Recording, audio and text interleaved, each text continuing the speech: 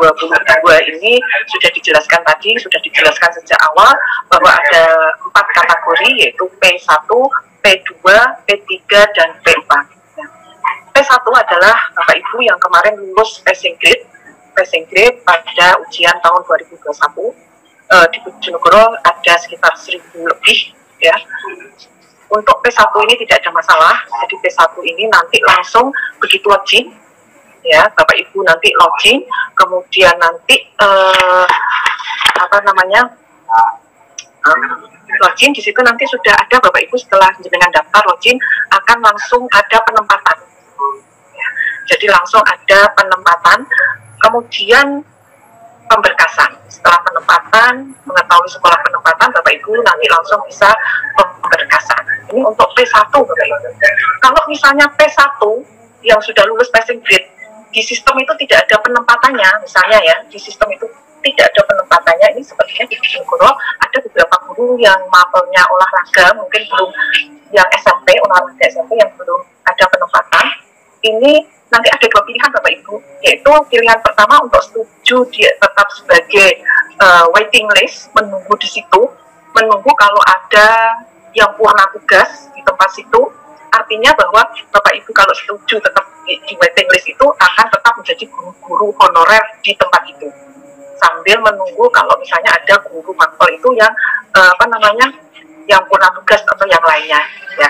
Kemudian pilihan yang kedua, Bapak Ibu bisa memilih menyetujui untuk turun ke prioritas, bisa ke P3 atau ke pelamar.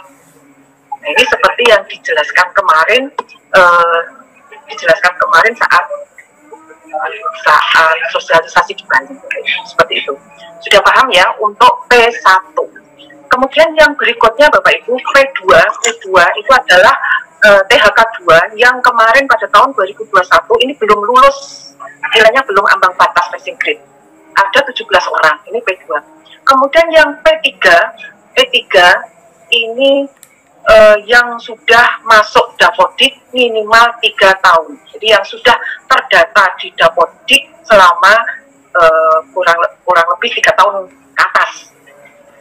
Nah, Bapak Ibu nanti sistem akan mengkategorikan, mengklasifikasikan, karena di aplikasi CC SC ASN ini nanti sudah ngelink dengan Dapodik, ngelink dengan data di Dukcapil, ngelink dengan BKN, ngelink dengan Sintendik dan sebagainya Bapak Ibu ya. Jadi datanya sudah ngelink, maka begitu jenengan nanti login sudah terdata sendiri, masuk sebagai P1, P2, P3 dan sebagainya.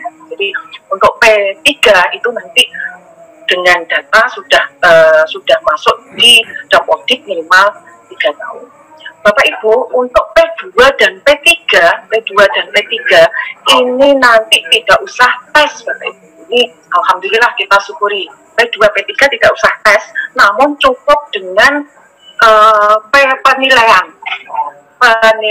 observasi yang dilakukan oleh 1 pengawas sekolahnya, 2 kepala sekolah, 3 guru senior, teman senior panjenengan. Jadi pengawas kepala sekolah dan guru senior ini adalah dari sekolah panjenengan masing-masing, tempat tugas panjenengan masing-masing. Nanti tim penilai ini pun akan di SKK, ada SK tim penilainya. Kemudian seperti apa yang sudah dijelaskan oleh Pak Kepala Dinas ini Bapak Ibu, bahwa untuk penilaian yang dilakukan oleh kepala sekolah, guru, dan juga pengawas, ini 3 dari sekolah, kemudian nanti terakhir Bapak Ibu juga akan dinilai oleh Dinas Pendidikan, yaitu Kepala Dinas Pendidikan dan Kepala BKPP. Terakhir gomnya adalah 2 beliau ini. Meliputi apa saja Bapak Ibu unsur penilaiannya, kompetensinya, yaitu mulai dari kompetensi kualifikasi akademik ini tentu nanti jenengan sesuai dengan ijazahnya, ya ini akademik, ya. Kemudian kompetensi teknis, ya, termasuk profesionalisme, ya, pembelajaran dan sebagainya itu Bapak Ibu, ya. Kemudian juga kompetensi kinerja, ya. Kinerja itu orientasi pelayanan, komitmen, kerjasama dan sebagainya. Yang keempat yaitu pemeriksaan latar belakang atau background check. Jadi nanti background check ini apakah pernah terlibat dalam misalnya pelanggaran hukum misalnya, atau penyalahgunaan narkoba dan sebagainya, seperti itu.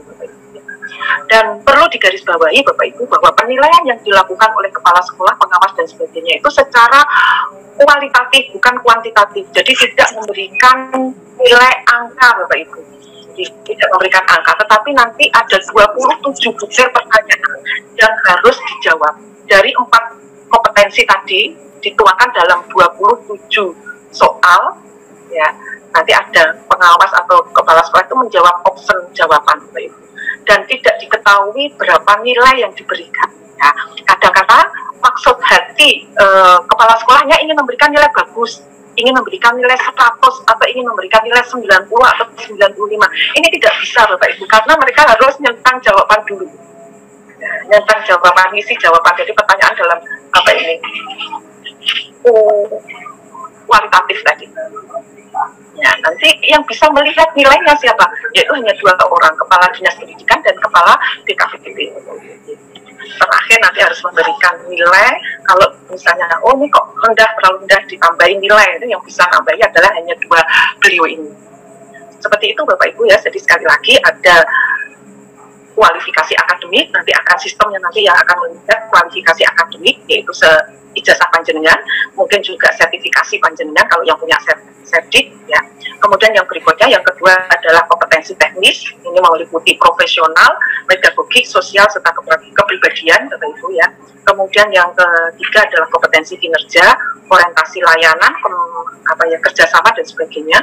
Kemudian yang keempat adalah pemeriksaan latar belakang atau background check, ya, seperti itu diberikan dalam bentuk 27 soal pertanyaan dalam bentuk kualitatif, tidak berupa angka, ya. Seperti itu untuk P2 dan P3. Kemudian bagaimana dengan P4 Bapak Ibu?